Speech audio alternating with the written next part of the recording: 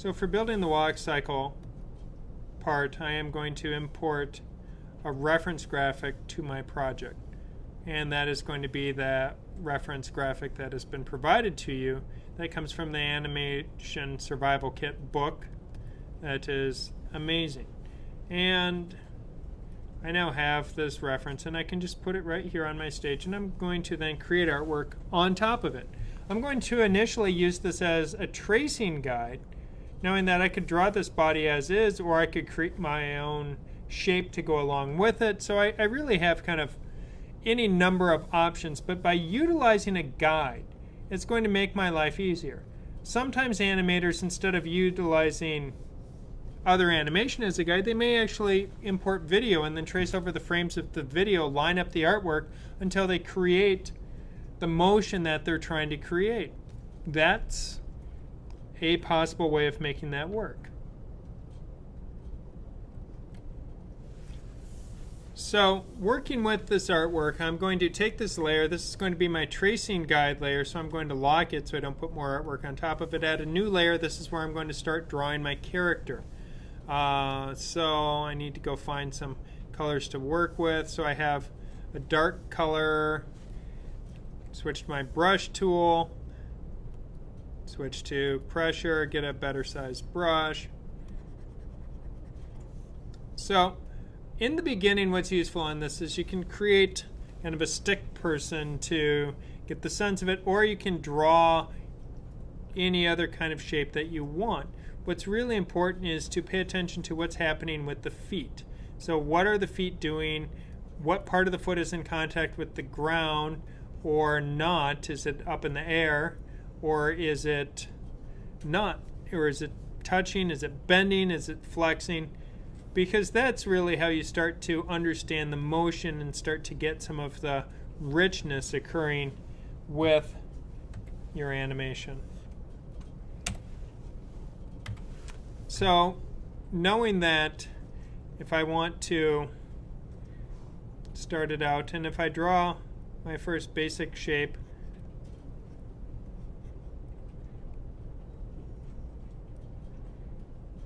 now I'm not going to use everything the same color. I'm going to have two colors for my artwork, for my near and far body parts, to make it a little bit easier.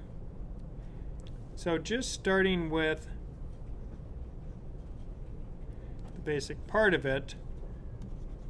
Now we have some artwork here to work with.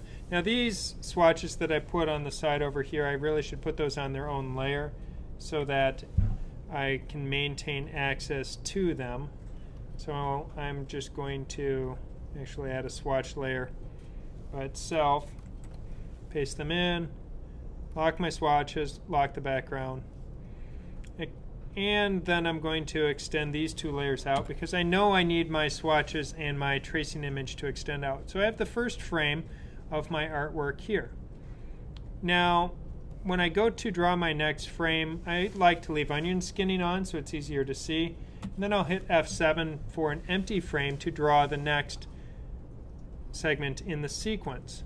Now what I can do is I can draw each one of these, and then I can start moving them around on screen, aligning them so that they overlap properly and do things like that. Because here, when you look at what's occurring in this bottom picture where he's showing you a full animated sequence, the thing to keep in mind is that if you were actually animating this, either he has to be traveling and crossing that much ground, or you would draw all of these drawings on top of each other, and then you just move the drawings across the ground so that it can cover distance, much like then when we apply the tween to the artwork. So even though the drawings are actually separate, when we go to build the actual finished animation, we will have to align them all on top of each other. So now moving on to my next drawing. So if I have my body shape and head, so the leg has gotten bent a little bit, and I find for efficiency's sake, I'm going to go through and do the green, then I'll go back and do the blue and then work with it that way. So now I can just hit F7, get a new empty keyframe. So his body's extended up at its high point.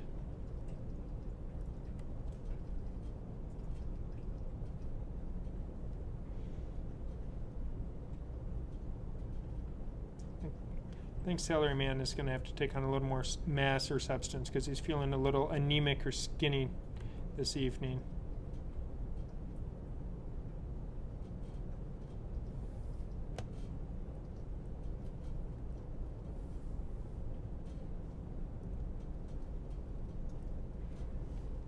So now I can use comma or period to migrate through. So we have the first frame, the next frame where might just have a little bit of a hand still showing there. The next frame as he is stepping up, his arm be forward here, then the next frame coming forward. And now I can just switch colors. First, second,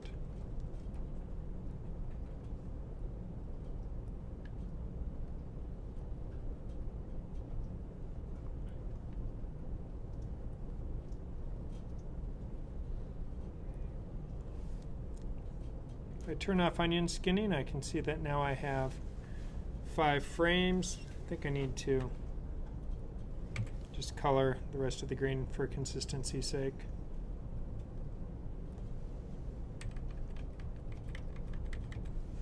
So we can see that it's starting to build a sense of walking. If I turn off the underneath, he's moving. Now if I want to extend this out and repeat it for having the other body parts then continue so that now it does the second half of the animation, I can now repeat the process.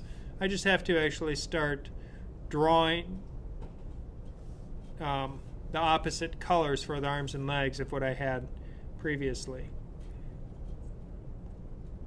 So currently we can see it starts out with the green leg forward. Now the green leg is at the back. So now when I move to the next frame, at this point, hit F7, now I can have a green leg back, body here,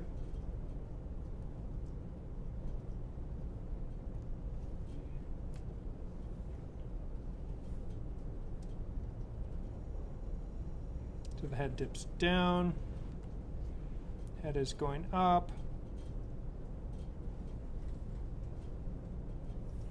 Now it's useful if you can tell the difference between front and near body parts.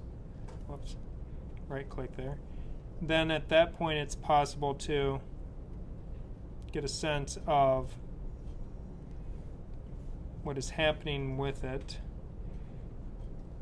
Switch colors.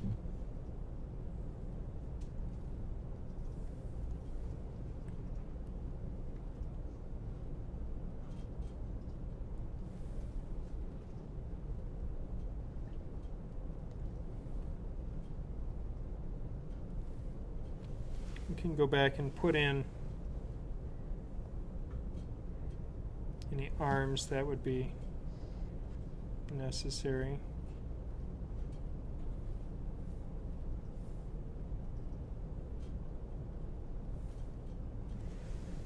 So now I have 10 frames of animation, and it's working pretty well.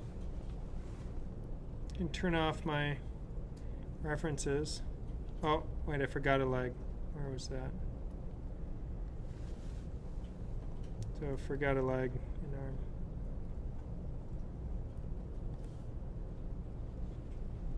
So make sure I have 2 legs on the rest of it. Okay, so now I have, he starts with this leg forward, ends with this leg forward. So now I have a full little gait.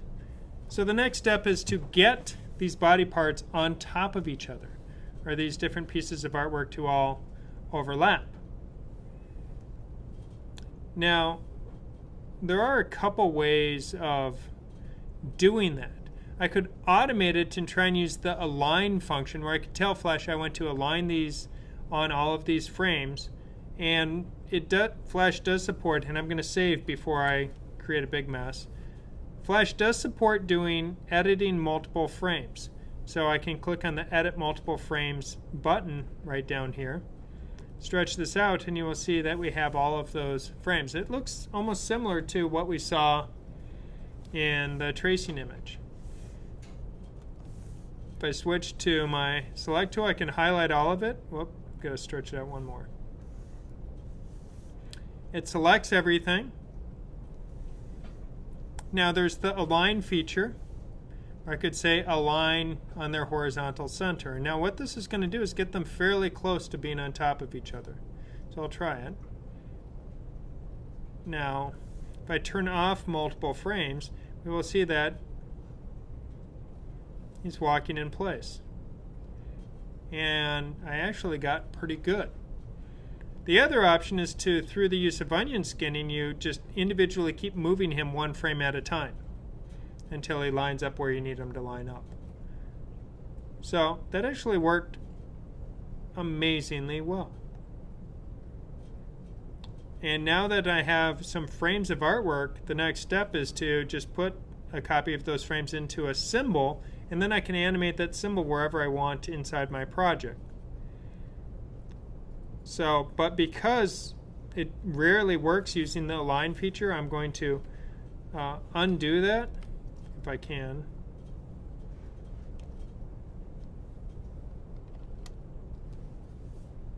Let's see. Okay, so now it's undone. So now if I just turn on onion skinning here, I can start out, okay, here's frame 1. Now what I can do is move to frame 2, select those contents, and line up where his foot would line up. So if he was stepping out here with his foot forward, I'm going to line that up, and I need to cut it down so I don't see as much. So we can see, and sometimes you have to use the arrow keys to move it around a little bit. Okay, so he steps down, advance a frame. Now let's move that back over to here.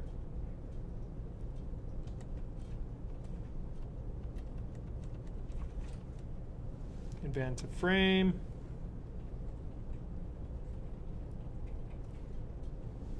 Advance a frame.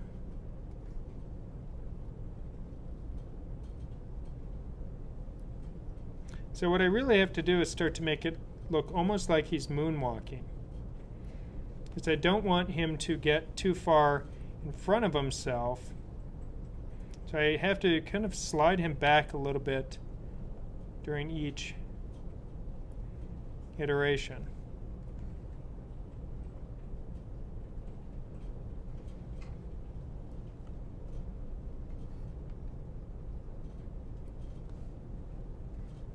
If I turn off onion skinning,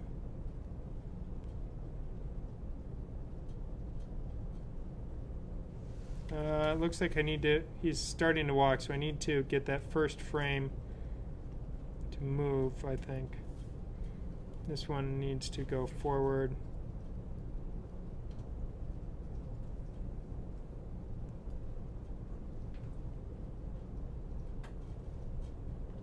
First two need to.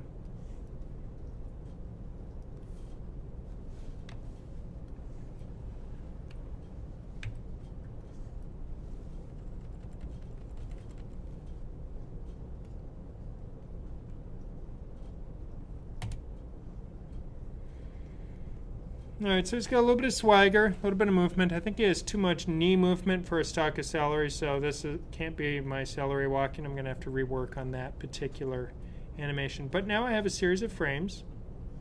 I can highlight those frames, and I can go under Edit, Timeline, Copy Frames, or I can right-click and choose Copy Frames right here. I'm going to just add a new layer that I'll be putting some artwork on shortly. Insert new symbol.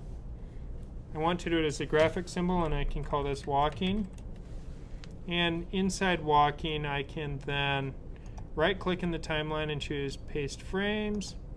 It puts those frames in. We can see there they are. So now I can now take my walking symbol, put it on the stage. Here it is, and it's going to keep on walking. If I turn on motion tweening, stretch it out a little bit, I can actually walk him across the stage. Now I'm going to just turn my swatch layer and my tracing image layer to guides so they don't show. Save, test the movie, and you can see. All right. It's a little jumpy. So, knowing that, I can go through and do a little bit of fixing to them. Because I'm guessing that part of the problem is that it's going too fast. So to slow it down, I need to give it more frames. More frames equals slower. What's really easy is I can just click on a frame and hit F5. Click on a frame, F5, click on a frame, F5, frame, F5, frame, F5. Now, on the Jar Productions, they actually have extension for a flash that allows you to convert single keyframes to double frames, so it automatically will stretch it out from 1s to 2s. So they have extensions. Someone's written the tool to do that for us, to slow it down. And now I think he looks a little bit healthier while he's walking. So now if I try my movie,